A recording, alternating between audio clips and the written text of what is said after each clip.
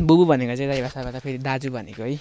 तपाईँहरूले बुझ्नुहुन्न होला र त्यही भएर मैले तपाईँहरूलाई राम्रोसँगले भनिदिएको मात्र। फेरि कति नजान्ने हो भनेर चाहिँ नभनिदिनु होला भन्न चाहन्छु होइन।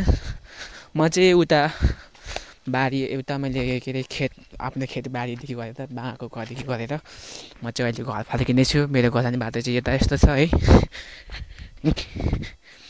यस्तो छ हौ के गर्नु र, गाडीको बाटो छैन, हिँडेर जानुपर्छ। बाटो भनेको चाहिँ यस्तै हो होइन, के गर्नु र। अब लड्यो भने आया पनि भन्नु नपाइने खालको बाटो पनि छ।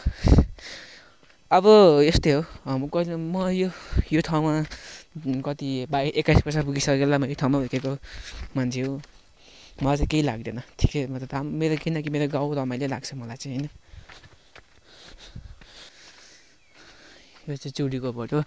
यसको रक्सी चाहिँ पछि बाल हुन्छ। फेरि 400 रुपियाँ बोतल बेच्छ हाम्रोतिर चाहिँ। फेरि बोतल डाँडामा गएर भिडियो बनाउने मेरो मन छ क्या। त्यहाँ तपाईँहरूलाई गएर देखाउने पनि चाहन्छु क्या। पक्नु नै कुनै दिन समय आएछ भने नि तपाईँहरूलाई त्यो डाँडामा गएर तपाईँहरूलाई चाहिँ भिडियो बनाएर देखाउँछु। यस्तो सुन्दर छ नि, ढुङ्गाले मात्रै बनेको जस्तो घर छ कि। यस्तो सुन्दर ठाउँ छ नि, तपाईँहरूले हेर्नुभयो भने हेरेकै गर्नुहुन्छ क्या। यस्तो सुन्दर छ। मैले बिचमा गफ लाग्यो भने साँच्चै रेली हो क्या। अझै त्यहाँ ड्रोन उडाएर ड्रोनबाट चाहिँ टक्कसँग भिडियो बनायो भने यस्तो दामी देख्छ नि। तर के गर्नु, ड्रोन किन्ने मेरो औकात छैन। अब बिस्तारै किन्छु। मलाई साथ सपोर्ट गर्दै जानु न। त्यस्तो ड्रोन त म कति किन्छु होइन।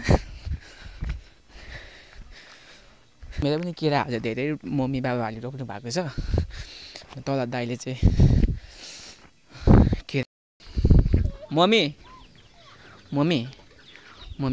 बोल्नु न, केही शब्दहरू बोल्नु न छोराको लागि। खोइ त बोल्दैन त फेरि। बोल्नु त। बोल्दिनँ म। उहाँ चाहिँ मेरो मम्मी हुनुहुन्छ। 40-50 वर्ष पुगिसक्नु भयो। अहिलेसम्म मम्मी कतै भएकै देख्नुहुन्छ क्या। कति 15 वर्ष जस्तो देख्नुहुन्छ। मेरो बाबा हुनुहुन्छ। बाबा चाहिँ 60 वर्ष पुग्नुभयो। भर्खरै 20 वर्ष जस्तो पुग्नुहुन्छ क्या, देख्नुहुन्छ क्या मेरो बाबा चाहिँ। होइन बाबा भन्नु त, हो कि भन्नु त। अनि ल गाइस, अब अर्को भिडियोमा तपाईँहरूलाई फेरि अर्को नयाँ भिडियो बनाएर हाल्दैछु। त्यसमा चाहिँ मलाई तपाईँहरूले साथ दिनु होला।